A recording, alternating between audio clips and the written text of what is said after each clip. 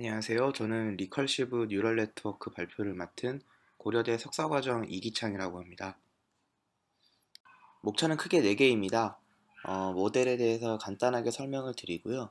그 다음에 순전파, 역전파를 어떻게 학습을 하는지 그 부분을 설명드린 다음에 RNN은 사실은 응집성이 높은 입력값들을 트리 형태로 만들어가면서 학습을 하는 구조인데 그 트리를 어떻게 탐색해 가는지 그걸 간단하게 설명을 드리겠습니다. 마지막으로는 번외인데 한국어 파싱을 어떻게 하는 게 좋을지 좀 논문을 좀 소개해 드리려고 합니다. 리커시브 뉴럴 네트워크를 설명해 드리기 전에 리커런트 뉴럴 네트워크를 먼저 설명을 할 필요가 있을 것 같습니다. 리커런트 뉴럴 네트워크는 입력값들을 그냥 시간 순서대로 쭉 그냥 넣는 구조입니다.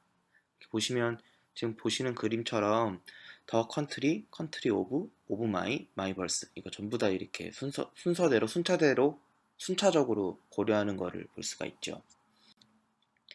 반면에 리커시브 뉴럴 네트워크는 지금 보시는 그림처럼 더 컨트리 그리고 마이 벌스 그 다음에 오브 마이 벌스 그 다음에 더 컨트리 오브 마이 벌스 이렇게 응집성이 높은 입력값들을 순차적으로 그냥 그대로 학습하는 게 아니라 응집성이 높은 순서대로 먼저 트리 구조를 만들어서 학습시킨다는 차이점이 좀 있습니다. 실제로 리커시브랑 리커런트를 이제 강의에서 그 CS224D 강의에서도 이렇게 설명을 하고 있는데요. 실제로 리커시브 뉴럴 네트워크를 다음 입력값을 순차적으로 그냥 그대로 입력한다고 하게 되면 실제로 지금 보시는 그림의 왼쪽의 리커시브와 오른쪽 리커런트가 똑같게 됩니다. 그러니까 말하자면은 리커시브의 특이한 케이스가 리커런트 뉴럴 네트워크라는 것이죠. 일단 이제부터는 리커시브 뉴럴 네트워크를 RNN이라고 통칭해서 부를 예정인데요. 어쨌든 RNN의 목적은 일단 단어 단위로 임베딩을 하고 그걸로 클래시피케이션을 하고 어떤 문제를 푸는 것이 아니라 응집성이 높은 단어의 연쇄, 즉 구단위로 임베딩을 해서 그러니까 문제를 풀어보겠다는 그 의도를 가지고 있습니다. RNN의 기본 구조는 이렇습니다. 일단은 보시는 그림처럼 C라고 되어 있는 부분은 바로 차일드 노드, 자식 노드를 의미합니다. 그리고 P는 부모 노드, 페어런트 노드를 의미하고요. 이렇게 근데 지금 이 구조에서 이 예시에서는 C1, C2가 C3보다 응집성이 높다는 게 판단이 돼서 C1, C2를 모아서 P1이라는 부모 노드를 만들게 됩니다. 그리고 이 P1은 다시 C3이라는 그러니까 세 번째 자식 노드와 결합을 해서 P2라는 부모 노드를 다시 만들게 되는 것입니다.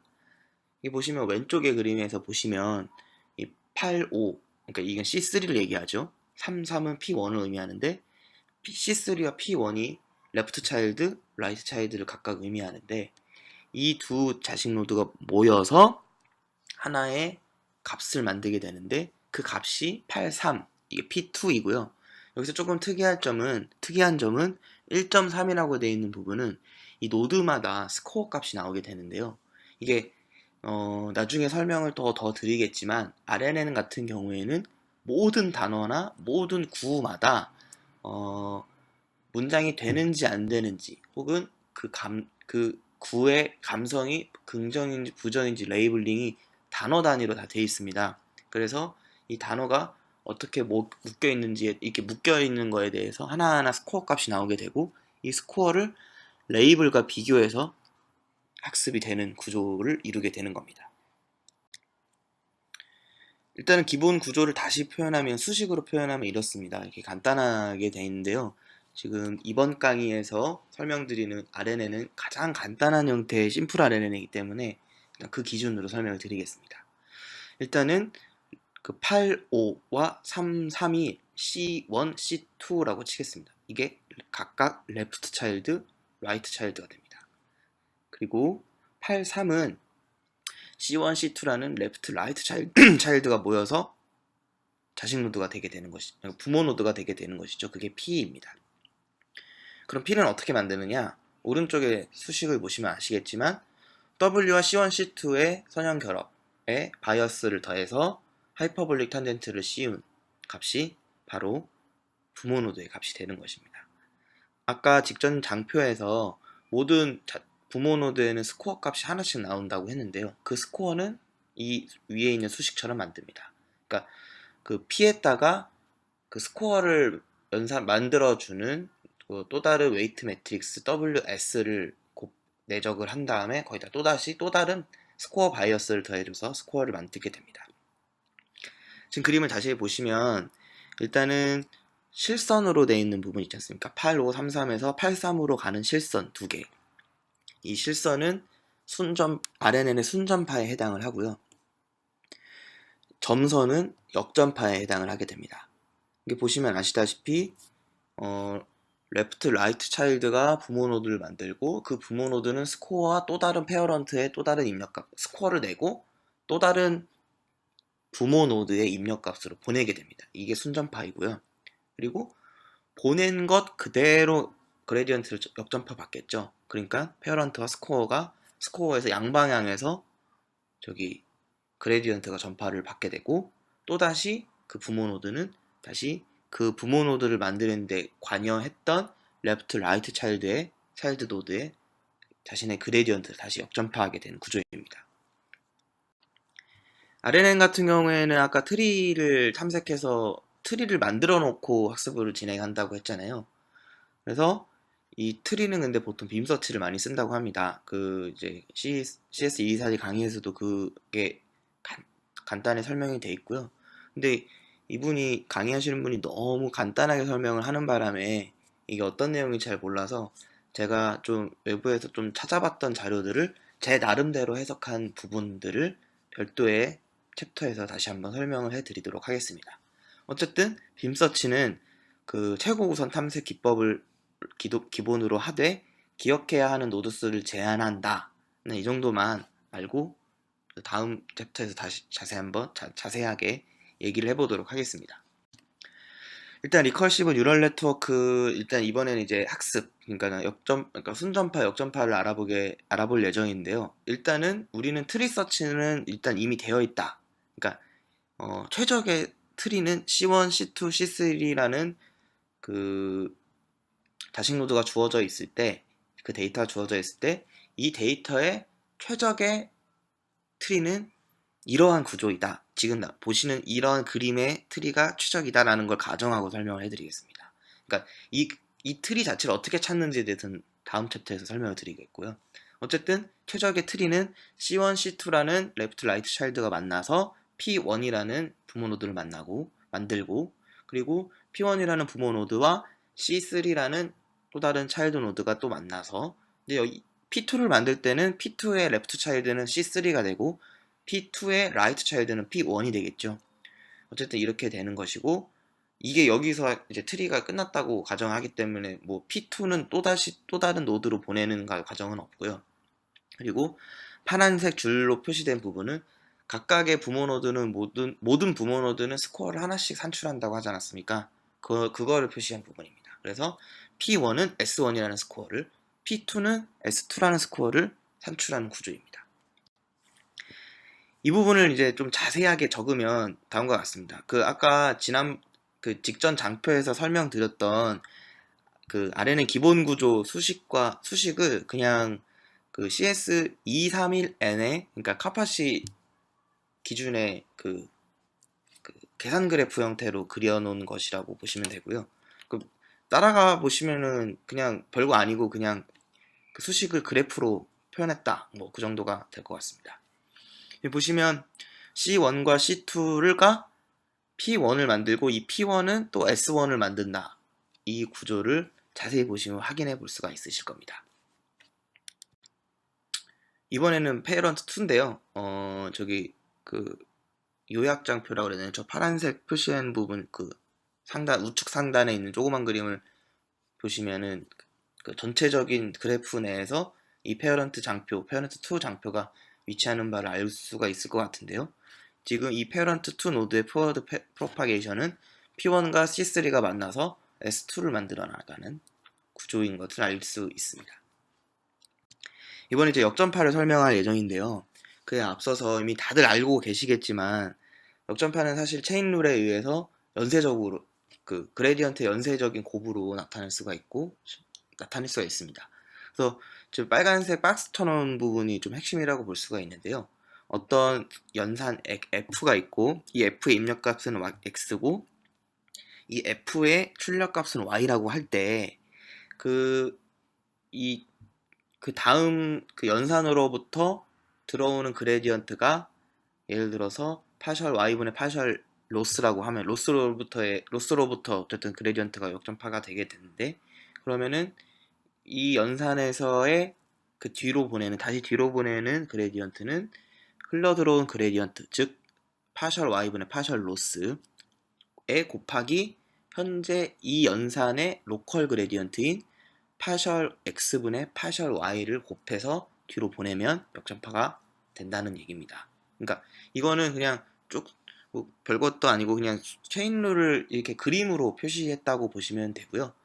밑에 있는 세 개의 조그만 그림들은 각각 덧셈, 곱셈, 그 하이퍼볼릭 탄젠트에 관한 그 순전파, 역전파를 그림으로 나타낸 것입니다.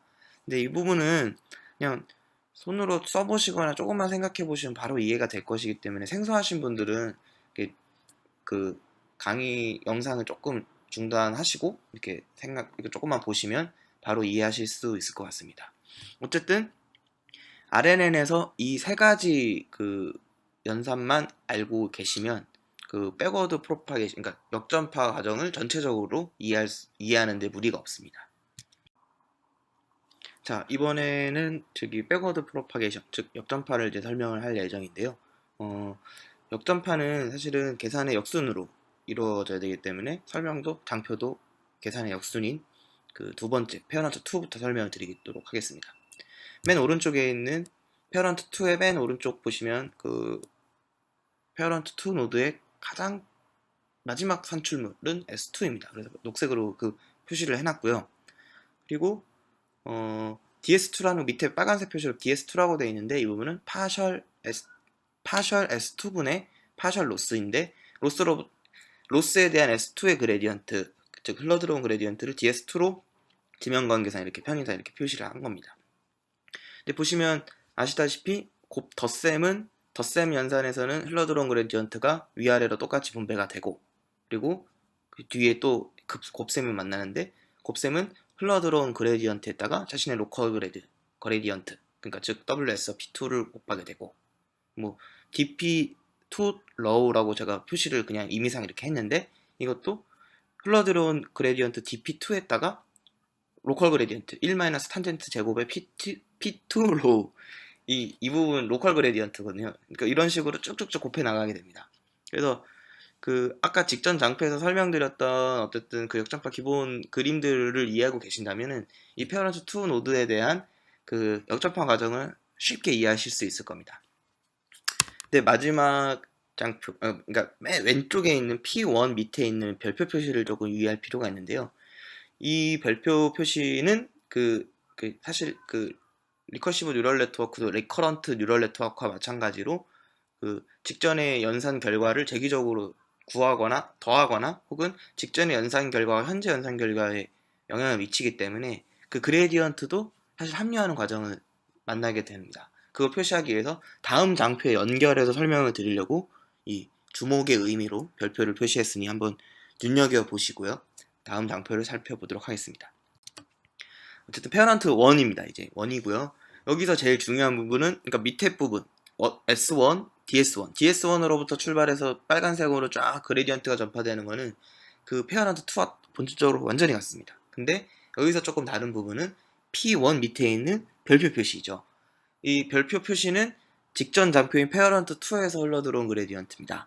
이것과 DS1으로부터 흘러들어온 네모의 그레디언트가 합쳐져서 DP1을 만들게 됩니다.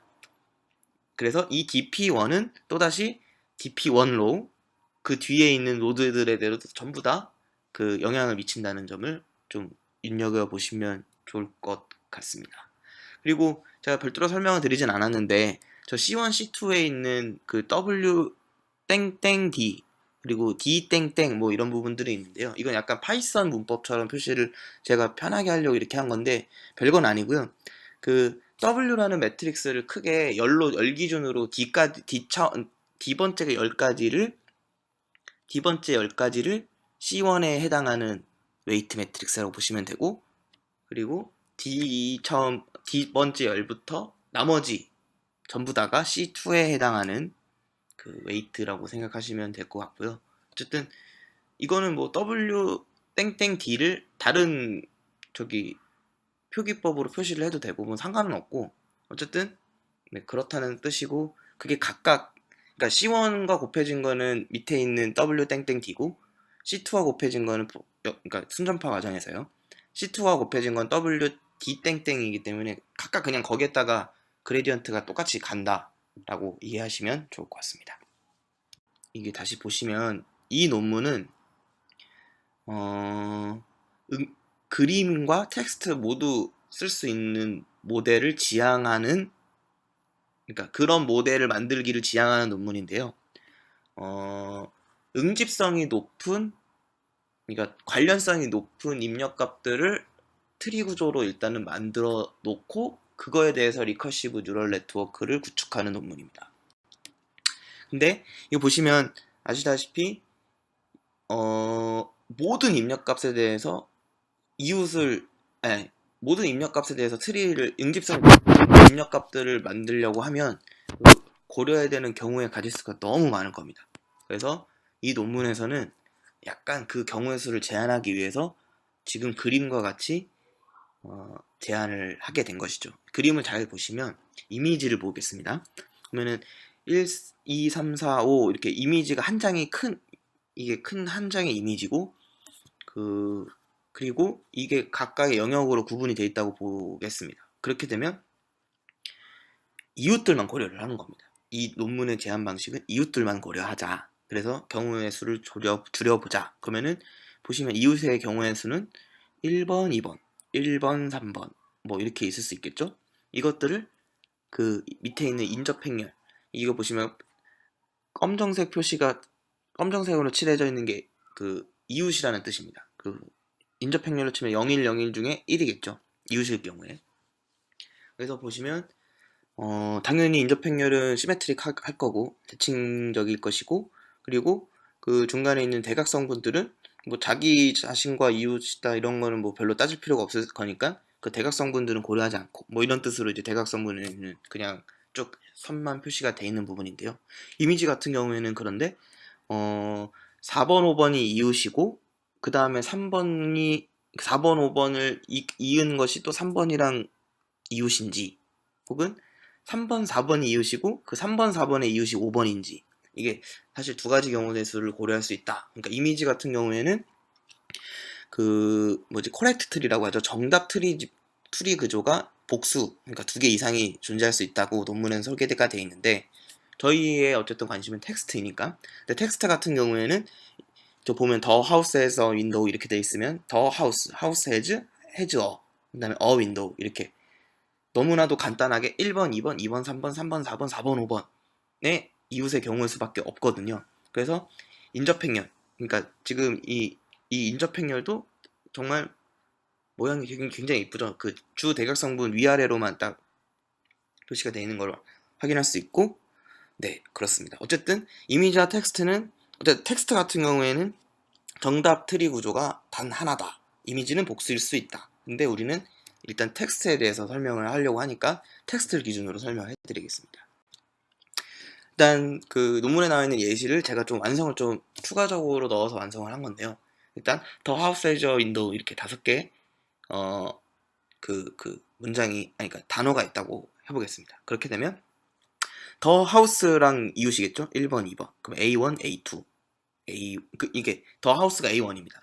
그러니까 더가 A1이고 하우스가 A2입니다. 그러면은 경우의 가지수가 뭐 더 하우스랑 연결될 수도 있겠죠? 그렇게 되면은 이제 A1, A2 이게 가로치고 이렇게 돼 있는데, 이 C는 합쳐지는 뭐라 그래야 되냐? 그 트리 구조? 트리의 요소의 그 그룹이라고 보시면 될 것 같습니다. 그러니까 이게 하나의 집합이고, 그러니까 하나의 집합이고, 그 안에는 노드가 어떻게 이제 구성되어 있는지를 나타내는 거고, 어쨌든 C는 그냥 집합 그 자체입니다. 노드가 어떻게 구성되어 있는지를 나타내는 집합. 어쨌든 그리고 보시면 일단은 기본 초기 값은 이렇게 돼 있죠. 근데 예컨대 근데 4번 5번 그러니까 윈도우가 제일 응집성이 높았다. 그러니까 여기서 응집성이 높았다고 판단하는 기준은 그 전에 설명을 해드렸지만은 그 RNN에서 포워드 프로파게이션 하지 않습니까? 그러면 포워드 프로파게이션을 하게 되면 그 부모 노드마다 각 부모 노드마다 그 스코어 값이 다 나오게 되는데, 그 스코어가 제일 높은 값이라고 그 나오게 된 겁니다. 이를테면 이 예시에서는요. 어쨌든 윈도우가 가장 높다고 치면 사실 이 인접행렬은 시메트릭하기 때문에 4번 5번이랑 윈도우랑 합친 거랑 윈도우랑 랑 합친 거랑 똑같기 때문에 이거를 고려 대상으로 넣게 됩니다. 그러면은 이거를 한번 이어줘야겠죠. 네, 이렇게 이어졌습니다. 이어주게 되면 인접행렬이 조금 바뀐 거, 그리고 C도 좀 바뀐 거 확인할 수가 있습니다. 그러니까 4번 5번이 P45, 그러니까 하나의 페어런트로 합쳐졌기 때문에 그 C와 인접행렬을 다 업데이트를 하게 된 겁니다. 그러면 근데 인접행렬은 근데 그 요소가 하나 없어졌으니까, 합쳐져가지고 멤버가 하나 없어졌으니까는 그 5x5에서 4x4로 바뀐 거고요. C 같은 경우에도 그 P4 아니 A4 A4 내지는 A5에 해당하는 것들은 다 P45로 다 바뀐 거를 확인할 수가 있습니다. 어쨌든 이번에는 근데 더 하우스, 그러니까 A1, A2가 응집성이 제일 높다, 그러니까 스코어가 제일 높다라고 가정해 보겠습니다. 그러면 또다시 이렇게 그 연결을 해줄 수가 있고 인접행렬과 C를 업데이트 이렇게 할 수가 있게 됩니다. 마지막으로 한 번 더, 이번에는 해저 윈도우, 그러니까 윈도우로 이루어진 그 페어런트와 해즈가 제일 높은 스코어를 냈다고 가정하게 되면 이렇게 되게 되고요. 근데 사실은 여기서 이제 나머지 경우의 수는 더 하우스랑 나머지 해저 윈도우 이걸 연결하는 경우의 수밖에 없기 때문에 마지막으로는 그냥 이렇게 연결이 되게 되고, 이 C는 딱 멤버가 하나밖에 남지 않게 됩니다. 그 리커시브 뉴럴 네트워크, 그 소처의 그분의 논문 상에는 이런 트리를 만들 때 그 멤버들이 딱 단 하나가 남을 때까지 트리를 서치하게 된다라고 말을 하고 있습니다. 이 직전 같은 경우에는 탑다운이에요. 그러니까 밑에서 점점점 아래로 내려가는 서치라고 하면 저희가 원하는, 그러니까 지금 파싱에 저희가 지금 CS224D에서 목표로 하는 파싱이나 센티멘트 어널리시스를 위한 그 트리 서치는 버텀업일 수밖에 없습니다. 근데 그에 해당하는 예시가 그렇게 많지는 않아서, 그러니까 제가 이거는 이 예시는 제가 임의로 만든 건데요. 혹시 만약에 틀렸다면 언제든지 좀 말씀을 해주시기 바랍니다. 제가 언제든지 보완을 좀 하도록 하겠습니다. 어쨌든 이 예시는 제가 직접 만든 예시고요. 혹시 틀리더라도 어쨌든 각설하고 설명을 하겠습니다. 그래서 사용자가 지정한 파라미터 빔을 2로 정했다고 가정을 하겠습니다. 그렇게 되면 그 지금 그림 보시는 것처럼, 그러니까 지금 이거 파란색 박스들은 아까 더 하우스 뭐 이런 것처럼 각각의 단어들입니다. 그리고 각각의 단어들은 왼쪽 오른쪽 딱 이웃을 2개씩밖에 갖고 있지 못하기 때문에 그 모든 경우의 수는 6가지가 될 겁니다. 보시는 것처럼요. 근데 그 중에 지금 보시는 그림처럼 첫 번째, 두 번째와 세 번째, 네 번째 그 스코어가 제일 높았다고 가정해 보겠습니다. 그러면은 그냥 이거는 뭐 별 생각할 필요도 없이 이 2개를 이으면 되겠죠. 그 다음에는 또 이제 보겠습니다. 이 지금 그 버텀업 빔 서치, 그러니까 말하자면은 지금 이 파싱에서 빔 서치의 가장 큰 제약은 바로 왼쪽, 바로 오른쪽에 있는 저기 이웃들과 결합이 가능하다는 겁니다.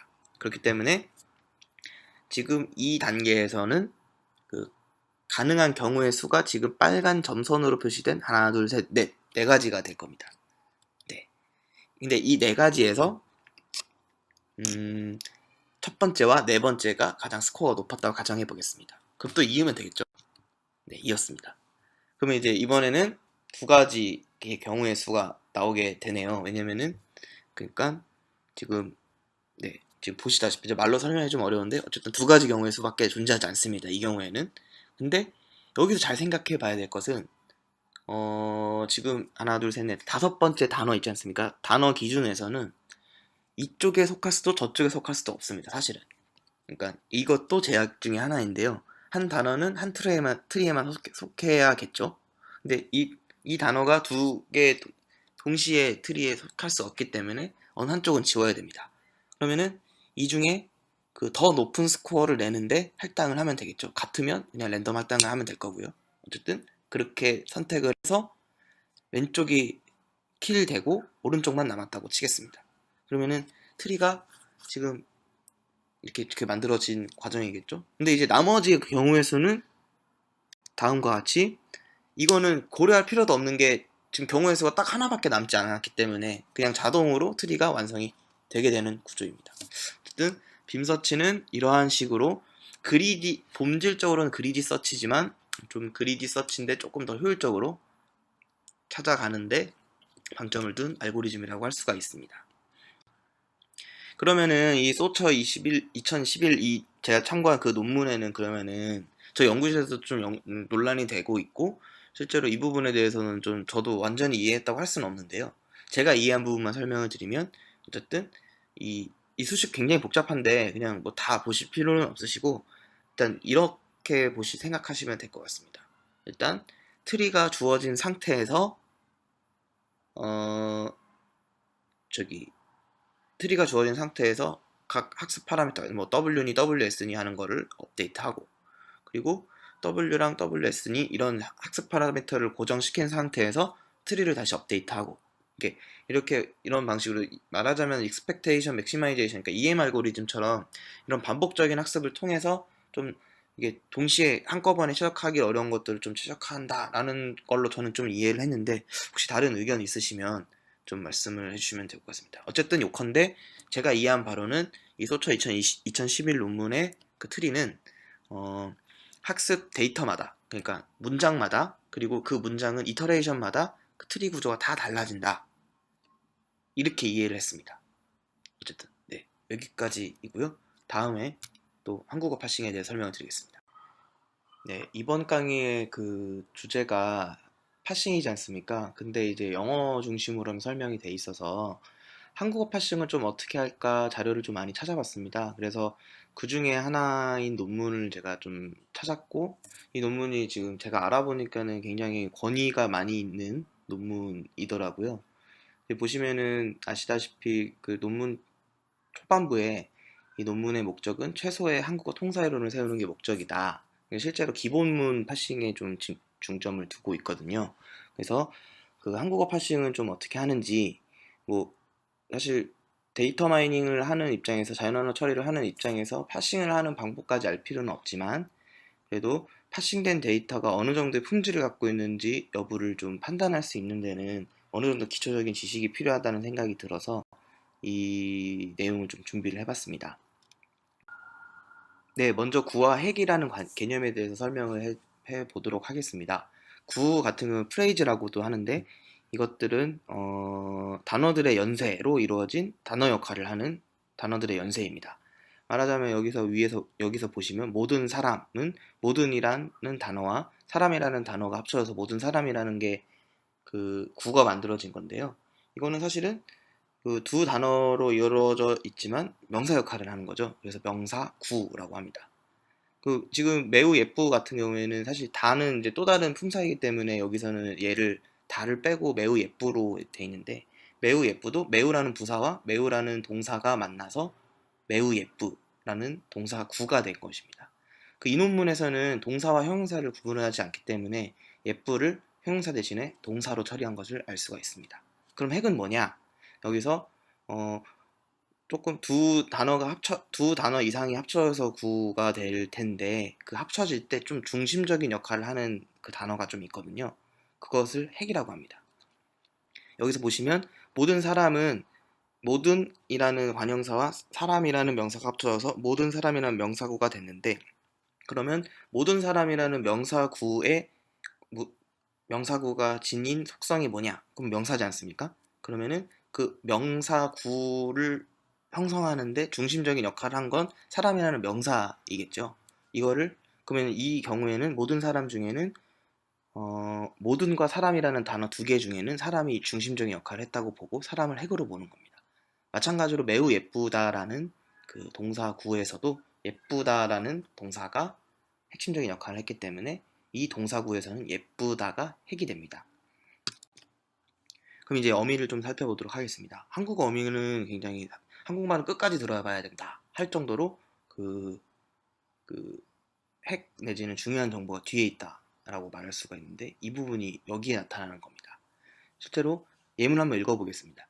철수는 청소를 하고 영희는 빨래를 하였다 랑 철수는 청소를 하고 영희는 빨래를 하겠다 라고 하면은 이 두 문장 중에 딱 하나 다른 점은 엿과 get이라는 선어말 어미만 하나가 다릅니다. 그러면은 여기서 철수가 청소를 한 시점은 언제일까요? 그 한국어를 모국어로 하는 화자라면 그 첫 번째 문장은 과거에 했다는 것을 직관적으로 알 수가 있고, 두 번째 문장은 뭐 미래의 어느 시점에 하든지 아니면 지금쯤 하고 있을 거라는 추측을 나타나게 되겠죠. 그래서 이 문장 분석을 하게 되면 철수는 청소를 하고 영희는 빨래를 하라는 동사구에 엿이라는 선문말 어미가 결합한 거다라고 볼 수가 있는 것이고, 마찬가지로 get도 철수는 청소를 하고 영희는 빨래를 하라는 긴 동사구에 했다고 보는 것이 적절할 겁니다. 네. 그러면 어미는 이런 식으로 나타날 수가 있습니다. 보면은 먼저 아래서부터 차근차근 보겠습니다. 일단은 밥이라는 명사와 먹이라는 동사가 만나서 밥, 먹이라는 동사구를 형성을 하고, 여기서 그러면 그 좀 핵은 먹이 되겠죠. 왜냐면은 밥이라는 명사와 먹이라는 동사가 만나서 밥, 먹이라는 동사구가 됐기 때문에 이 구의 핵심적인 역할을 한 건 동사인 먹이라고 볼 수가 있습니다. 마찬가지로 철수라는 명사와 밥먹이라는 동사구가 만나서 철수 밥먹이라는 동사구가 만들어지게 되는데, 역시 마찬가지로 철수 밥먹이라는 것은 동사구이기 때문에 밥먹이라는 동사구가 핵이 되는 것입니다. 여기서 철수 밥먹은 그러니까 엇이라는 선문말 어미는 철수 밥먹이라는 긴 동사구의 결합, 아까 그 직전 장표에서 설명드렸던 것처럼 그 문말 어미는 전에 있는 동사구와 결합한다라는 설명을 드렸었는데요. 여기도 마찬가지로 철수 밥먹이라는 동사구에 엇이라는 선문말 어미가 결합해서 철수 밥먹 엇라는 동사구를 만들게 되는 것입니다. 근데 여기서 선문말 어미는 좀 특이한 점이 선행하는 동사구가 핵이 된다는 얘기입니다. 그러니까 실제로 여기서 철수 밥먹 엇이라는 그 새로 만들어진 동사구의 통사적인 성격을 규정짓는 것은 그 엇이라는 선문말 어미라기보다는 철수 밥먹이라는 동사구가 좀 그러니까 좀 중심이 되는 느낌이 있지 않습니까? 그런 걸 반영해서 선문말 어미와 결합할 때는 선행하는 동사구가 핵이 됩니다. 그리고 마지막으로 다는 문말 어미를 뜻하는데요. 그 문말 어미에 동사구가 결합을 하면 철수 밥 먹었다라는 하나의 문장이 되게 되는 건데, 이 문말 어미는 조금 특이하게 이렇게 처리를 하게 됩니다. 그러니까 다라는 그러니까 의미가 통사적으로 큰 의미를 가지고 있다. 어떤 의미냐? 문장을 만드는데 큰 의미를 가진다라는 취지에서 동사구랑 결합을 하면 그 문말 어미가 동사구와 결합을 하면 문장이 된다는 취지로 철수 밥 먹었다라는 문장이 되게 되고, 이 철수 밥 먹었다는 문장의 통사적인 성격을 규정하는 데는 다라는 문말 어미가 큰 영향을 끼쳤다라고 보고 이렇게 분석을 하게 되는 것입니다. 그럼 격조사를 살펴보겠습니다. 격조사는 그 해당 조사는 원래 명사구나 명사에 붙는 일종의 문법 형태소인데, 이 문법 형태소인 조사는 그 격조사와 보조사 두 가지로 나누게 되는데, 보조사는 나중에 설명을 해드릴 거고요. 격조사는 선행하는 명사나 명사구가 어떤 격을 지니게 하는데 큰 영향을 끼치는 조사입니다.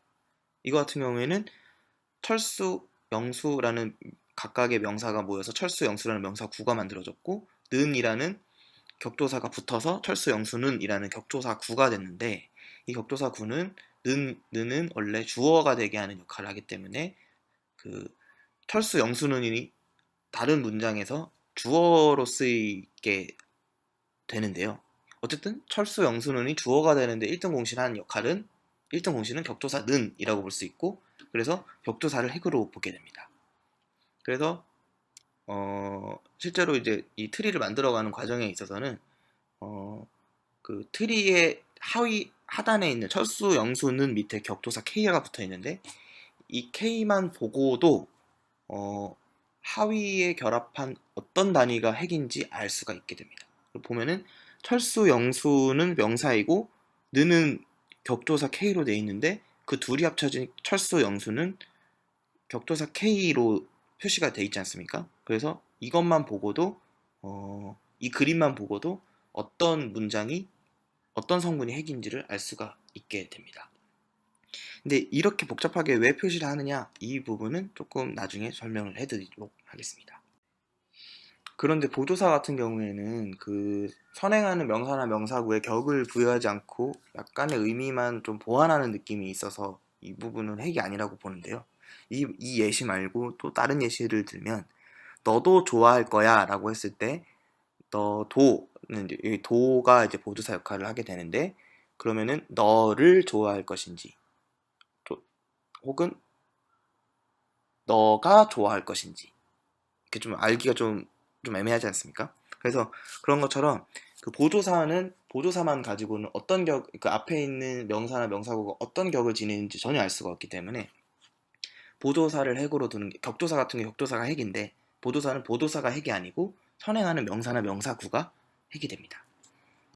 그러면 이제 이어진 문장을 보겠습니다. 이어진 문장은 이 C라는 문말 어미를 기준으로 나타나게 되는데요.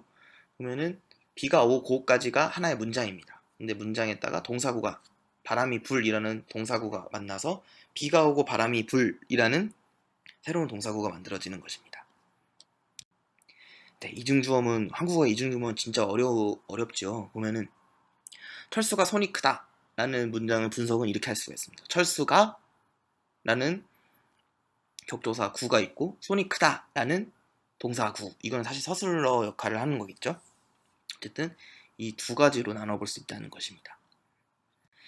그럼 관형절도 사실은 내가 살던 고향, 나의 살던 고향, 이걸 어떻게 분석을 할 것인가 보게 되면, 지금 보시면은 뭐 자세하게 볼 필요는 없으시고요.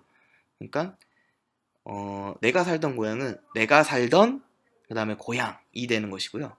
나의 살던 고향은 살던 고향에 나의가 수식해주는 구조가 되게 됩니다. 자, 이제 대망의 마지막 예시입니다. 철수와 영희가 영수에게만 복종하였다라는 긴 문장을, 사실 짧지만 이 예시에선 기네요. 어쨌든 이런 문장을 다음과 같이 파싱을 할 수가 있고, 앞서 말씀드렸던 원칙에 따라서 파싱을 한 겁니다. 그러면 앞서 원칙에 따라서 파싱을 하게 되면 어떤 장점이 있느냐, 여기 보시면, 그러면은 철수와 영희가 영수에게만 복종하였다 해서 동사는 어디일까요? 하게 되면 여기서 동사만 쭉 따라가면 됩니다. 밑에 철수와 영희가 영수에게만 복종하였 라는 동사구 밑에, 철수와 영희가 영수에게만 복종하 라는 동사구 밑에, 영수에게만 복종하 라는 동사구 밑에 복종하 라는 동사가 있네요. 그러면은 이 문장에서 핵심 동사가 되는 건 복종하라가 될 겁니다.